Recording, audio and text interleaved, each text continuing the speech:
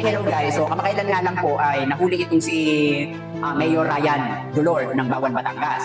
At sa kasalukuyan ay isinisisi nila kay Kong Luistro. Ganito lang po yan. No? Hindi po ito trip-trip lang. Hindi po ito basta mapagtripan ka lang, ikukulong ka na, huhulihin ka na. Ganito po yan. Ilang beses po bang pinadalhan ng imbitasyon para sumagot ito si Ryan Dolor? Tatlong beses din po siyang nagdadahilan. Tatlong beses niya rin pong binabaliwala. Alam niya na pwede siyang masa in contempt.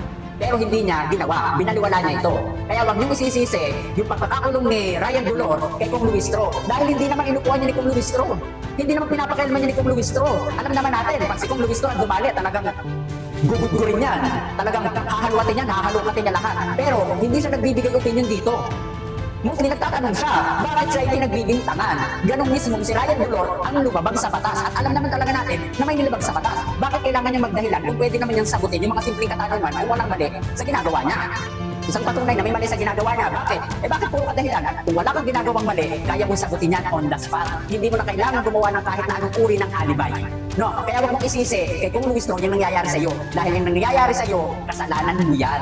Yan yung pagbabaliwala mo ng imbitasyon sa inyo ng Congress. Alam niyo na makukontent kayo, pero puro kayong dahilan. Kaya kung ano man ang nangyayari kay Ryan Dolor, at sinasabi din ni Raneo Abo na lahat na lang nakakampi niya na mayor, parang pinagtitripan. Hindi po ito trip-trip. Alam po ng lahat yan. Hindi po bulag ang taong bayan.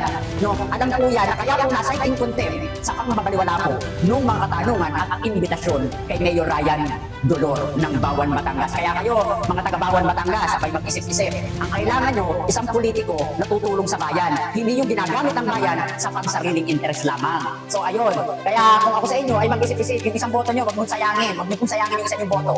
No? Dalhin nyo po sa tao kapakipakinabang at papakinabangan nyo para mapaunlad ang inyong bayan.